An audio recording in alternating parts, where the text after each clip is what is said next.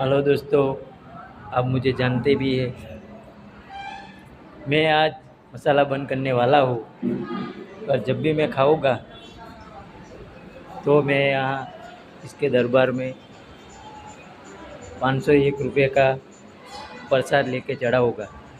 अच्छे मसाला मैं बंद करता हूँ तो बाबा के दरबार।